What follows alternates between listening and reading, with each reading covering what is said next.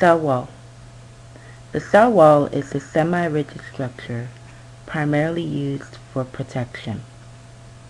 The purpose or significance of the cell wall is prevents osmotic lysis. It protects bacterial cells from osmotic lysis or rupturing. It gives the cell structure and shape. The chemical composition of the cell wall is used to differentiate many types of bacteria. The cell wall also anchors the flagella.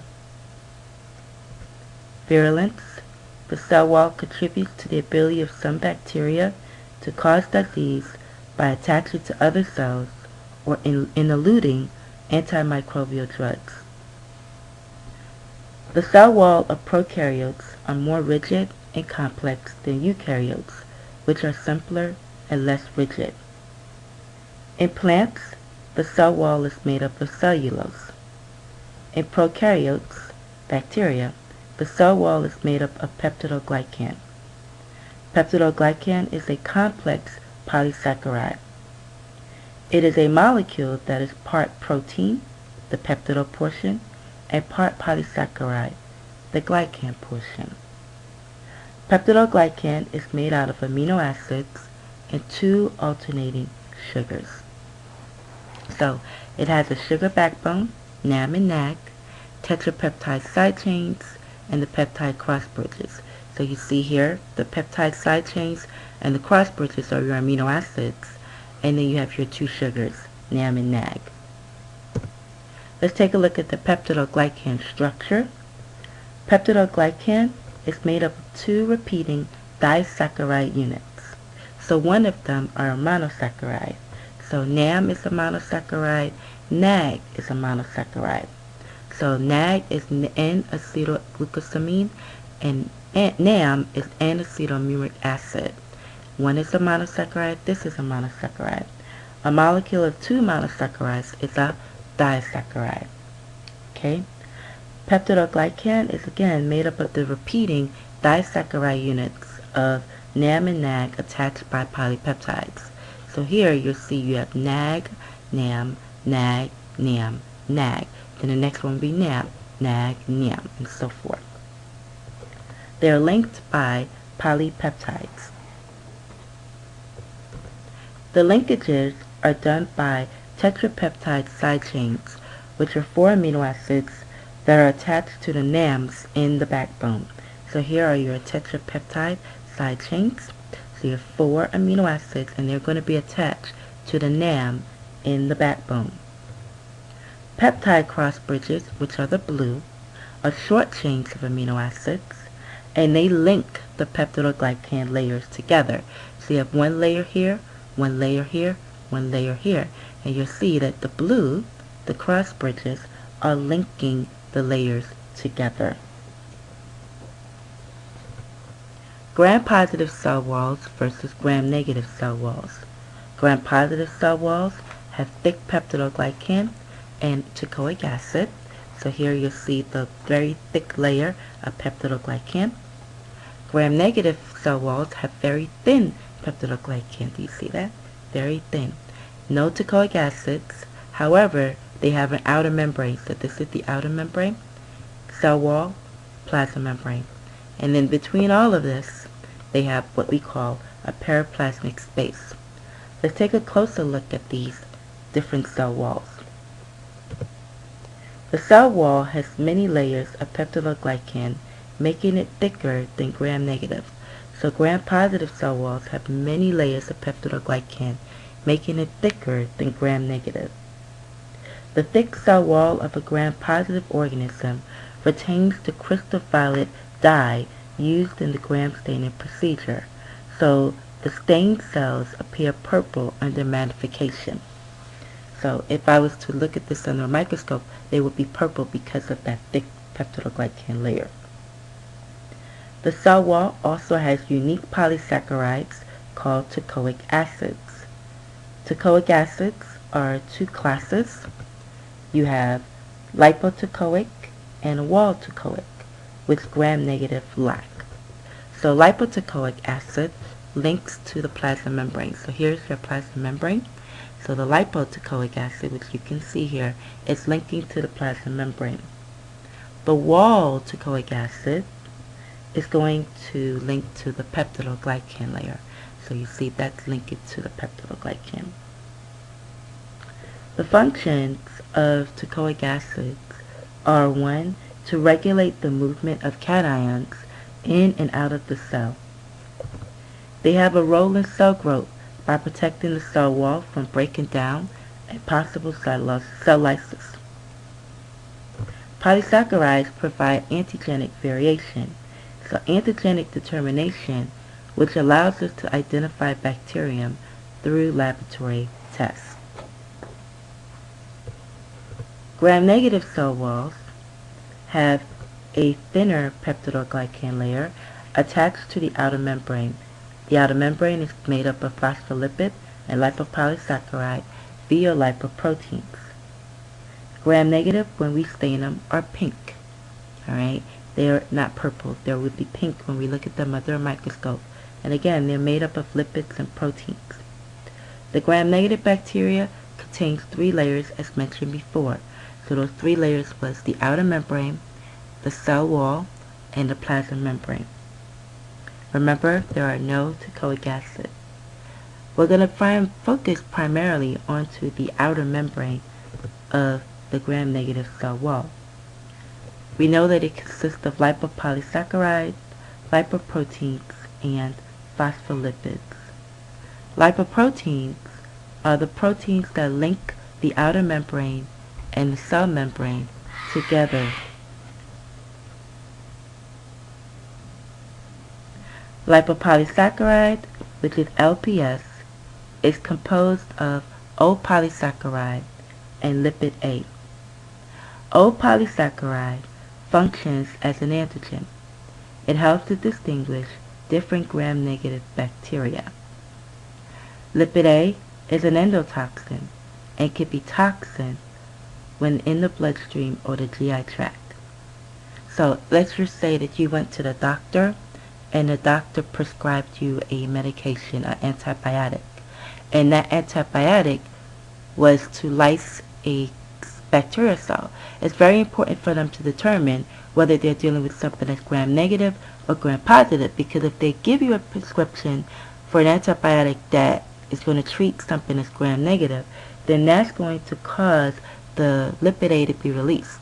And when lipid A is released, the symptoms can be fevers and shocks. So it can cause fever and shock. So you'll be feeling a lot worse than you were before you took the medication. Phospholipid allows you to evade phagocytosis, and it acts as a barrier to some antibiotics and digestive enzymes.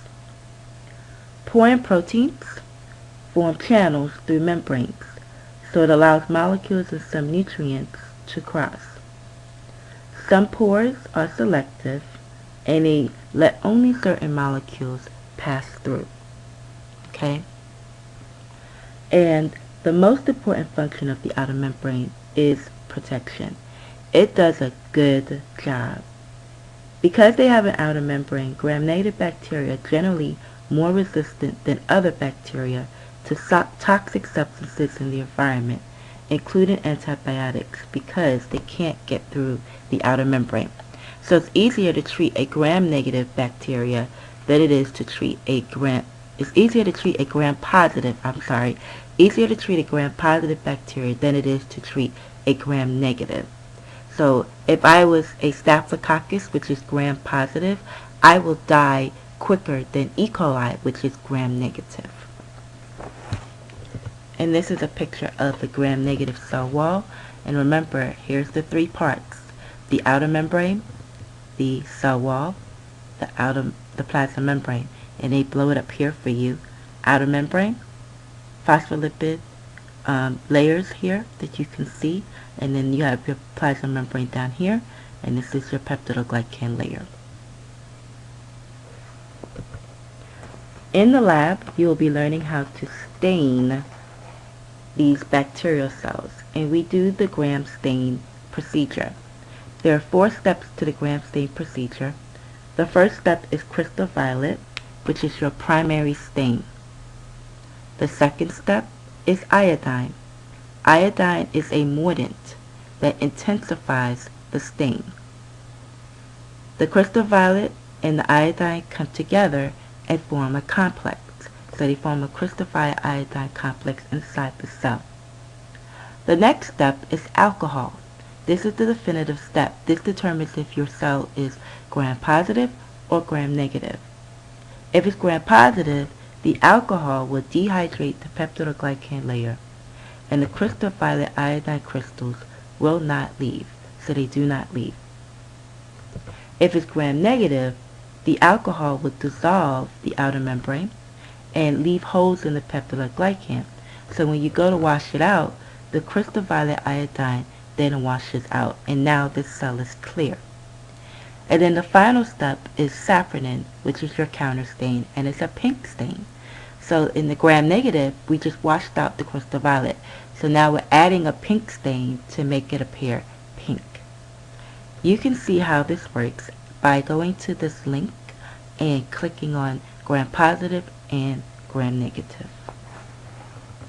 Here's a picture showing you gram-positive and gram-negative. So this is the purple. So this means that they have a thick peptidoglycan layer because they were able to hold on to the crystal violet. Whereas gram-negative, it was washed out. So you counterstained with safranin, and now it's going to appear pink. Atypical cell walls. Acid-fast cell walls are like gram-positive cell walls, only they have a waxy lipid called mycolic acid bound to the peptidoglycan layer. A species that has this is Mycobacterium.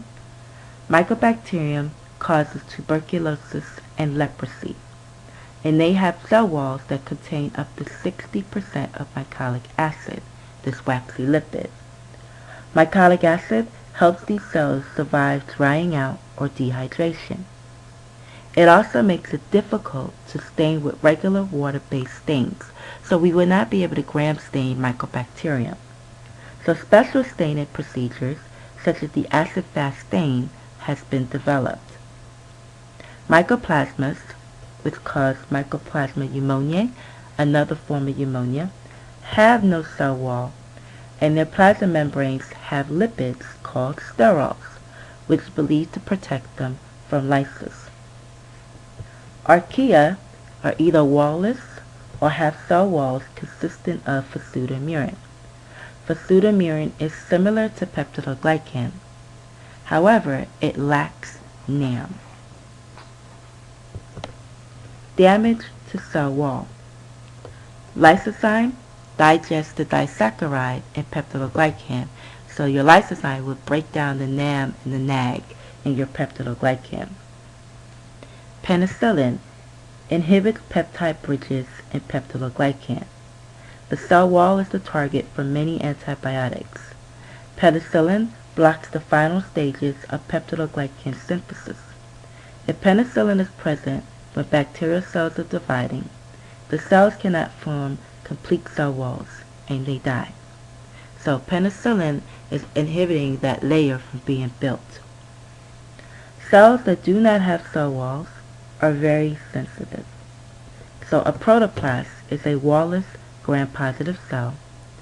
A spheroplast is a wallless gram-negative cell. Both protoplasts and spheroplasts have increased susceptibility to osmotic lysis. The plasma membrane. The plasma membrane or cell membrane is a living membrane that forms the boundary between a cell and its environment. The structure of the plasma membrane of prokaryotes and eukaryotes are similar. Prokaryotic membranes consist primarily of phospholipids in abundance and proteins. Eukaryotic membranes also contain carbohydrates and sterols. Bacterial cell membranes have the same general structure as the membranes of other cells. Such membranes consist mainly of phospholipids and proteins. Membrane phospholipids form a bilayer or two adjacent layers, So here's your phospholipid bilayer. Integral membrane proteins extend through the entire membrane and act as carriers or form pores or channels through which materials enter and leave the cell. So of course we know that if once they span the membrane more than once, they're also called transmembrane proteins. Peripheral proteins are found on the inside or outside of the membrane. They serve as enzymes. We know enzymes catalyze reactions, provide support, and cell shape. So here are some examples of peripheral proteins. They're found on the outside or the inside of the cell membrane. They don't span the entire membrane. Fluid mosaic model represents the current understanding of the structure of such membrane. Because these proteins can move within the membrane structure as a whole is referred to as fitting the fluid mosaic model. The membrane is as viscous as olive oil. So basically viscous means it's thick. So if we don't think of syrup is a lot more viscous than olive oil. So I like to say that the membrane is like water. Proteins move to function. When we tend to look at them, we tend to think that they don't move, but they do move. So these proteins will move through the water. And then these phospholipids will rotate and move laterally. The function of the plasma membrane. The most important function is to serve as a selective barrier through which materials enter and exit the cell. It has selective permeability. Only certain molecules and ions can pass through the membrane. So it only allows the passage of some molecules and serves as a barrier to harmful chemicals and passages through the transport proteins. They also have the breakdown of nutrients. The plasma membrane has enzymes which catalyze chemical reactions that break down nutrients and produce ATP. Damage to the membrane by alcohols, detergents, quaternary ammonium, and polymyxin antibiotics causes the leakage of cell contents.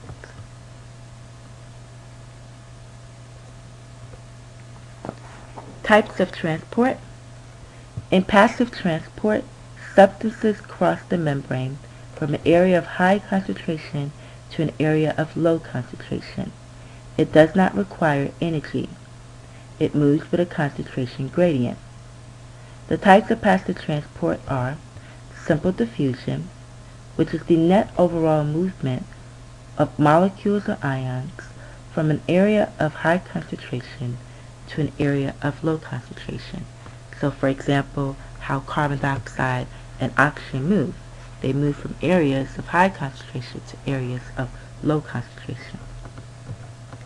Facilitated diffusion is when the substance to be transported combines with a transport protein in the plasma membrane. The transporter protein acts like a revolving door or shuttle that provides a convenient one-way channel for the movement of substances across the membrane. Transporter proteins can become saturated. So if we only have 2 transporter proteins and we have more than 2 glucose molecules or some molecule that we're trying to bring across, then their transporter proteins are considered to be saturated. We can't bring any more across. Osmosis. Osmosis is the movement of water across a selectively permeable membrane from an area of high water concentration to an area of lower water until the concentration of solute is equal on both sides, or we're at equilibrium.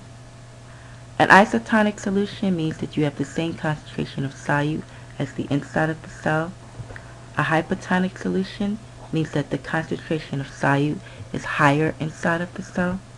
A hypertonic solution means that the concentration of solute is lower on the inside of the cell. Osmotic pressure is the pressure needed to stop the movement of water across the membrane. So of course, if we were to place a cell in an isotonic solution, water movement would be at equilibrium.